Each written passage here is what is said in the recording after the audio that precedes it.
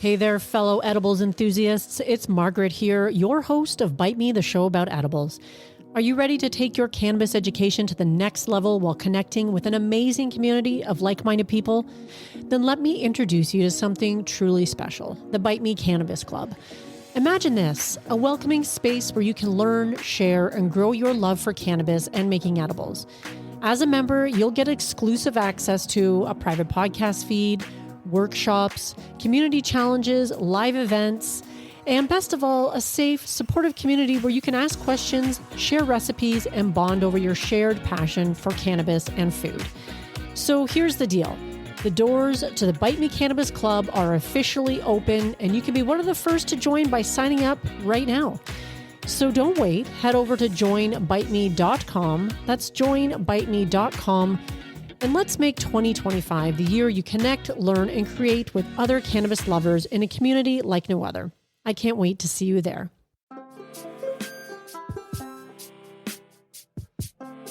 Welcome back, friends, to episode 287, where I'm doing a review of Willie and Annie Nelson's Cannabis Cookbook. Welcome to Bite Me, the show about edibles, where I help you take control of your high life. I'm your host and certified ganger, Margaret, and I love helping cooks make safe and effective edibles at home. I'm so glad you're here. All right, and welcome back, my friends, to another exciting episode of Bite Me. I am so glad you're here. I am your host, Margaret, and thank you for tuning in and sharing your time with me. It really means a lot. And if you're just tuning in for the first time, I'm so glad you found me. Let me know how you discovered the show. And if you've been around for a while, my heartfelt appreciation goes out to you. And this is particularly relevant today because I am going to be doing a review of Willie and Annie Nelson's Cannabis Cookbook that was gifted to me by Steve and Terry out of Minnesota. They have been longtime listeners and supporters. This was a delightful surprise not that long ago. And I really appreciate it when listeners go out of their way to do kind things for me because it really means a lot. And I'm so grateful to have wonderful people like Terry and Steve listening. And there are many others out there, you know who you are. So all this love and support, it really does mean a lot to a small independent podcaster like myself. I am independent. I sometimes make choices for this podcast because I don't want the podcast to start sounding a certain way. I listen to a lot of podcasts myself. I mean, that probably doesn't surprise anybody. That's why I got into podcasting, because it's the medium itself that I really love and the one that I consume most when I am not recording my own. But I have found that a lot of podcasts now sort of join these podcast networks. And of course, there can be power in networks, but a lot of the times what you do end up giving up is the ability to control what types of ads play on your podcast. For the most part, I don't do a ton of ads except things that are advertising my own stuff, if you will, like the Bite Me Cannabis Club is something that I founded, or perhaps affiliate partners that I have for products that I've been using a long time in my own kitchen. And sometimes when you join these networks, you might have access to higher revenue, but what are you giving up for that? And I listen to a lot of great podcasts that are doing gambling ads and ads for things that I don't necessarily personally align with. And so it's a real creative decision to sort of go the route that I'm going to remain independent. I digress. This was not, I do know where I was going with this. It was just, it's listeners like you that really go a long way to making this show wonderful and keeping me on track and delivering something that I would also want to listen to. And that's often not a bunch of ads from big companies that I have no personal experience with, just so I can make a few extra bucks. Today, we are doing a review of the cookbook, Willie and Annie Nelson's Cannabis Cookbook.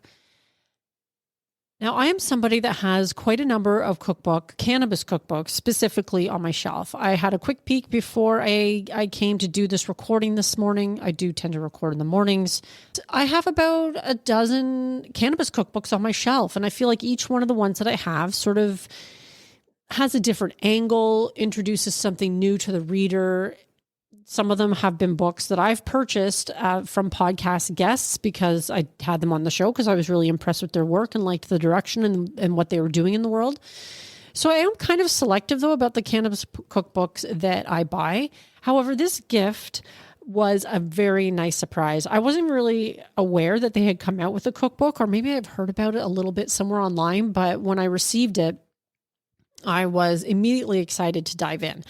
And there is something really cool about the fact that Willie and Annie Nelson came out with this cookbook. It is truly a celebration of food, family, and the healing power of cannabis. Whether you are familiar with the work of Willie Nelson or not, it's pretty clear that he is a huge advocate for cannabis. Once I got this book, I have to admit, I'm not a big country fan listener, and I haven't listened to a lot of Willie Nelson's work. But as someone who is such a tireless advocate for cannabis and breaking stigma, because you can't really argue with the lazy stoner stereotype when you have a man of his vintage still actively producing work, I mean, it's incredible.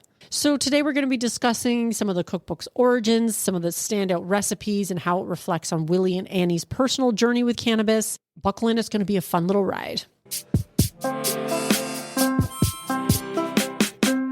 So to start out with, Willie Nelson, as I already mentioned, has been a longstanding advocate for cannabis legalization, and of course, as his role as a cultural icon in the cannabis community. And there is a podcast that I listen to periodically, and that is Great Moments in Weed History with David Bienenstock, who has been a podcast guest a few years ago. I'll link to that in the show notes, but he has done, I'm certain I've listened to it, an episode on Willie Nelson smoking a joint on the roof of the White House. So this man is brazen, but in very smart ways. He also has founded Willie's Reserve, which is a cannabis brand, and he's been outspoken in his support for hemp farming. And at the age of 91, he is currently 91 years old. I looked up his birth date. It is 1933, which makes him 2 years younger than my own father. And this man has done 102 studio albums. 102. That's wild to me. Like, what a career. And of course, that doesn't even include live albums and collaborations and all the other things that you can do that he has done with his music career. Just outstanding. And if you weren't aware, Willie Nelson is on tour in 2025. So at the age of 91, this man is still on tour. And I love how he starts out the book because he dedicates the book. So they dedicate the book. They dedicate the book to all the family farmers who cultivate the food, fiber, and fuel necessary to keep the world fed, clothed, and moving forward in a wholesome way. And to all those who make sure the hungry have access to the sustenance they require. I thought I would start out with the intro that Willie Nelson himself wrote for the book. Eating and eating well. Another matter altogether. How do you define well? Well, everyone would define it differently. I'd say well means healthy and hearty. Eating with gusto, eating food that hasn't been tainted with chemicals, farm-to-table food that tastes real and right. Cannabis is food. It's medicine, it's energy, it's health. Without this special herb we affectionately call weed, I'd never be offering up a cookbook at the age of 91. Without weed and my wife Annie, I'd probably be dead decades ago. With weed, I'm still striving and thriving and creating new music. Not to mention having cool chefs like Andrea Drummer and Annie to cook up cannabis-flavored meals that provide nourishment for body and soul. Before pot, I was one of those fools who, throwing back bourbon and beer, thought I could take on the world. That meant picking on guys bigger than me. Those other stories I'm happy to forget. The pot stories are the ones I'm glad to remember. That's because they're good-hearted stories, mostly with happy endings. I say mostly because there were, in truth, a couple of decidedly unpleasant busts. Overall, though, cannabis turned my mean to mellow. It helped me find the groove in the grind of a hectic but beautiful life creating music. Now I want us to help you create some beautiful food. I love the idea of incorporating cannabis into a wholesome diet. I've been a champion of its legalization since the Stone Ages. I couldn't be happier that the arguments advocating the many uses of the plant have finally prevailed.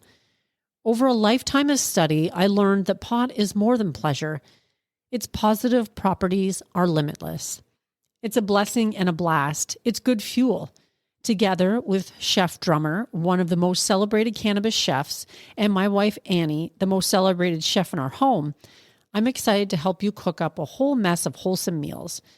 There's an abundance of information here. Abundance is the key. An abundance of care about the food we eat. An abundance of creativity in preparing the food. An abundance of love in sharing the food with others. And because I'm a storyteller by trade, an abundance of stories that carry the fragrance of the precious plant is, after all, the centerpiece of this book. Be patient and get to know the dosage that suits you the best. Willie Nelson. Of course, he mentions Annie, and she is a contributor to this book as well. And she has a passion for organic, sustainable living, and they have shared values around health and wellness, which in large part inspired this cookbook.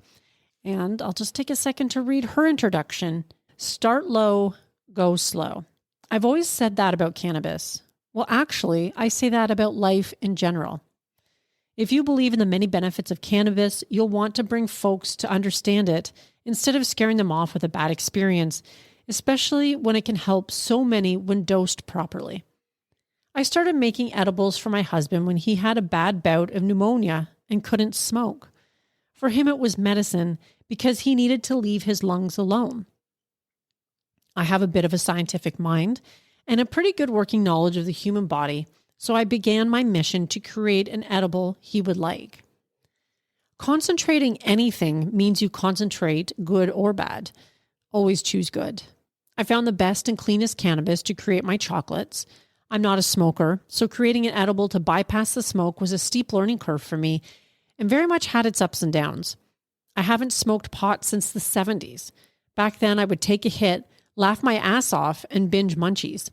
My only reference at the time to current pot strains was Willie offering me a hit and me thinking it was going to be a fun afternoon. I spent it asleep because bed was the only place safe enough for me while it wore off. Yes, I'm a supreme lightweight. So when I started developing edibles for him, I focused on a dose that would find a happy medium, knowing he had a sweet tooth and would likely eat more than one. The experience was hysterical at times. One night, after having finally gotten the 5 simple ingredients perfected, I slipped into bed, maybe a little too high. Not wanting to wake him because sleep is so good, I lay there vacillating between, oh my God, I'm way too high, to laughing so hard and trying not to wake him. In the end, I'd found a great dose, and he became my guinea pig from then on. Turns out everyone loved the ones Willie taste tested for me. A friend was going to travel and had anxiety, so asked for some chocolate to help through the flight. Willie gave him some. Turns out this friend had an edible company and wanted mine. We didn't agree on ingredients, but it started people coming to us with business proposals. That's the genesis of us getting into the cannabis business.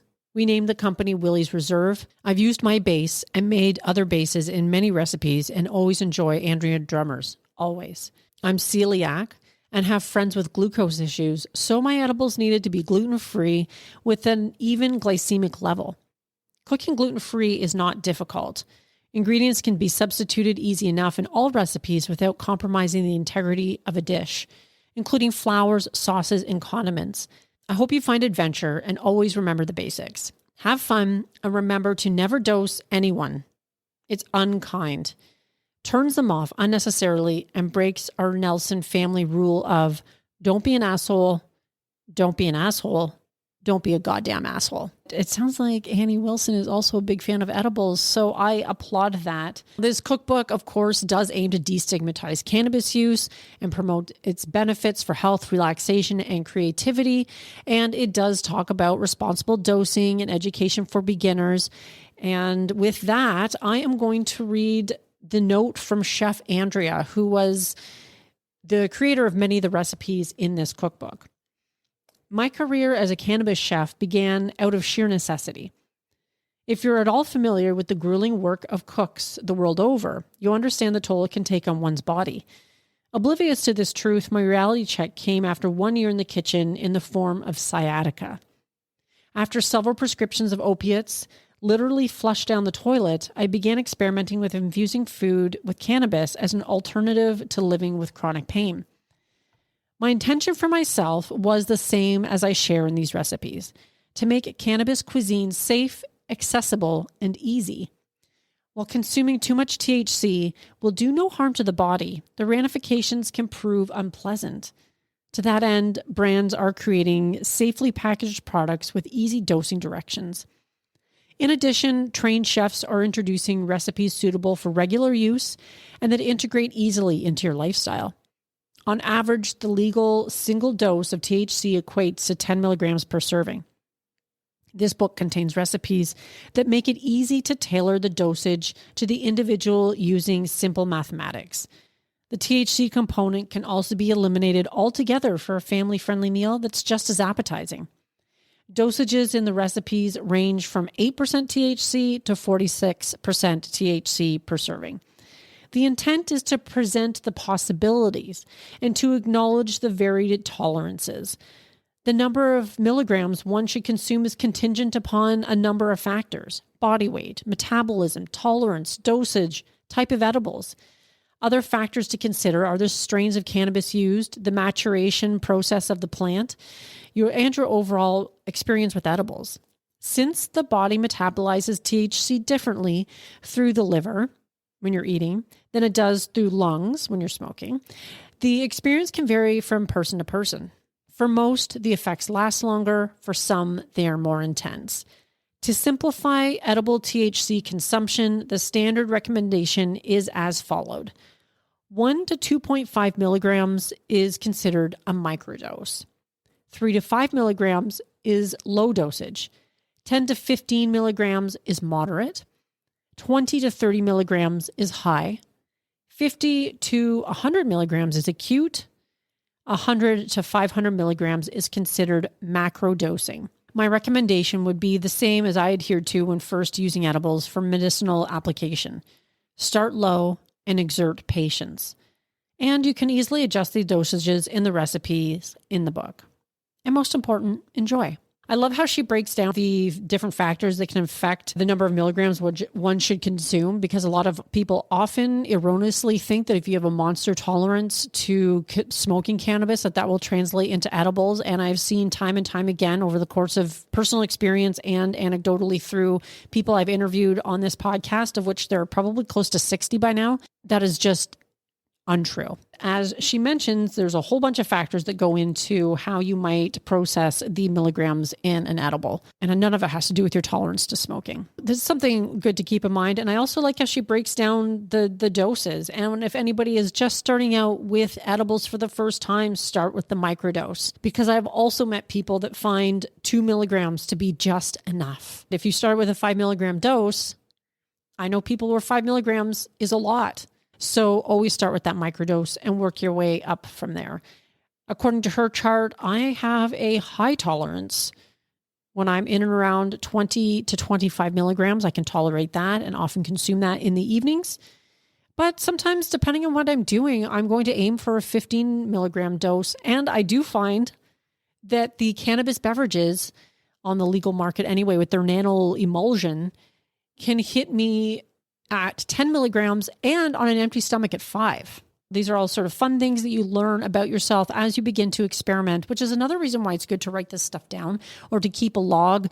The Bite Me Edibles journal is a great resource, but you can put a note on your phone or a blank notebook, whatever suits you best. Now, the one thing I also like is, of course, they show you how to do the base infusions, and they focus on some that often don't get covered in a lot of cannabis cookbooks. They start out with cannabis ghee. They next do vegan cannabis butter, cannabis avocado oil, cannabis coconut oil, and cannabis grapeseed oil. So they show you how to infuse all of these different base infusions so you can use them throughout the book. And a lot of these ones will also have a relatively decent shelf life and are stable when used in cooking. So that's another wonderful thing about the particular infusions that they chose. They didn't do butter. They didn't do olive oil. They didn't do alcohol. Some of those classics that you see in a lot of cookbooks, they're doing something different there as well. And of course, they start out by how to do the THC dosing for the recipes, which is always important. And again, like any recipe, as she says, you can change the infusion level, and you don't have to infuse it at all. The variety of recipes in this book is really what sets it apart, in my opinion, from the a lot of other books that I have on my shelf, because the number of savory dishes is remarkable. A lot of the times when I get cannabis cookbooks, the focus is probably more largely on the sweet side. That's what we tend to think about. This one, I would say, more heavily focuses the savory dishes.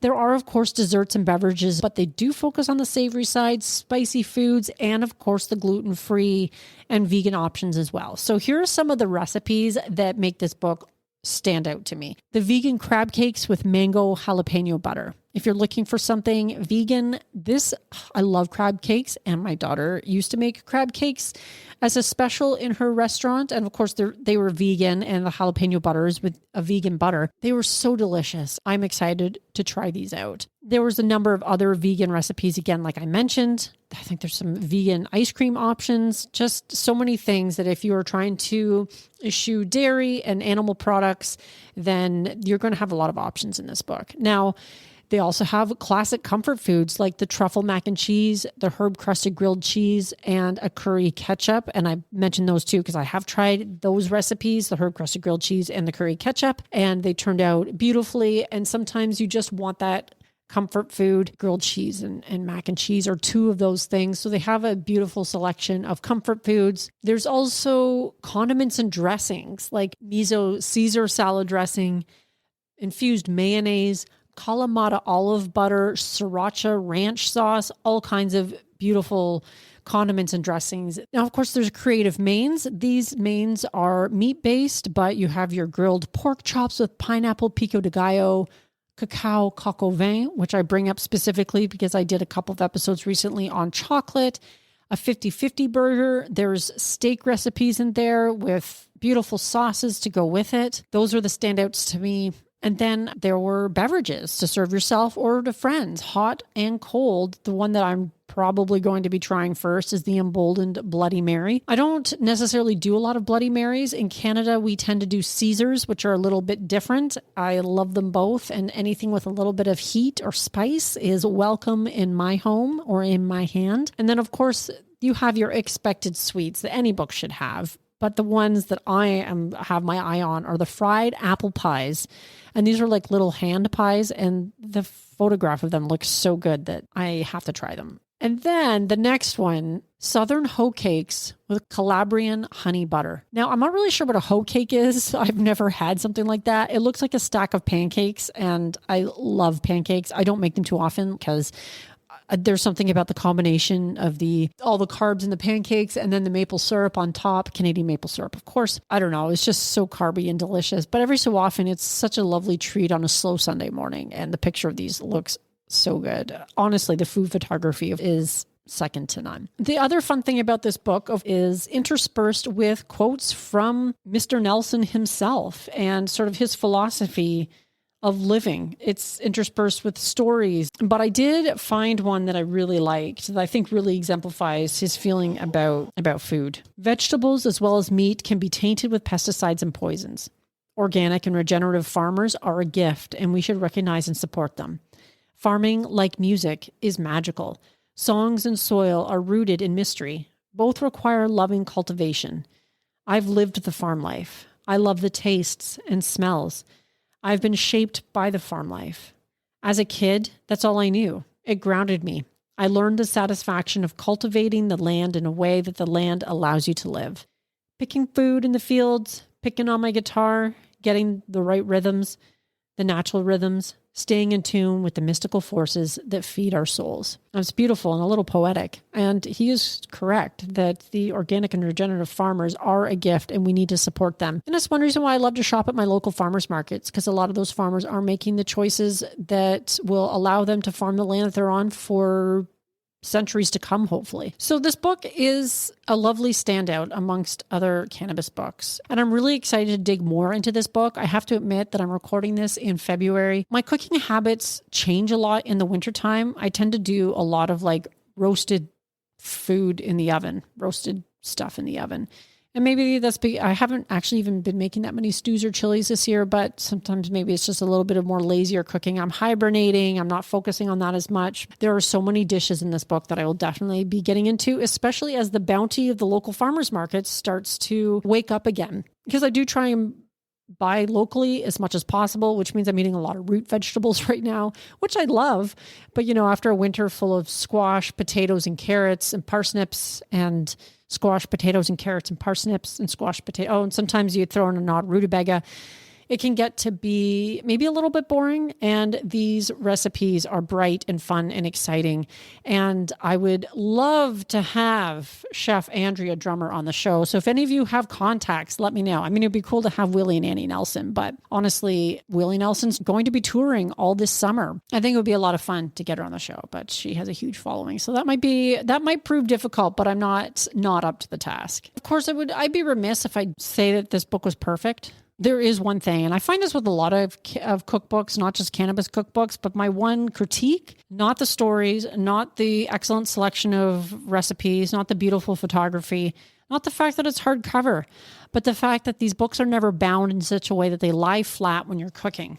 So, I mean, it depends on where you are in the book, but if you have like a recipe that you're doing at the end of the book, it's not going to lie open. Why do they make cookbooks like that? Why don't they make them so they can just lie open properly? That would be my one complaint about this book, which is also a complaint that extends to a lot of cannabis cookbooks because they don't lie flat. Now I turn the table to you. What is your favorite cannabis cookbook? Do you have one that you go back to time and time again, or a favorite recipe from one of your cannabis cookbooks on your shelf? And have you tried the Willie and Annie Nelson Cannabis Cookbook? I would love to hear you share your thoughts with me, and I can always shout them out on a future episode. If you have any friends or family that are Willie Nelson fans, maybe you'll consider sharing this episode with them. That's it for this week, my friends. I am your host, Margaret, and until next time, stay high.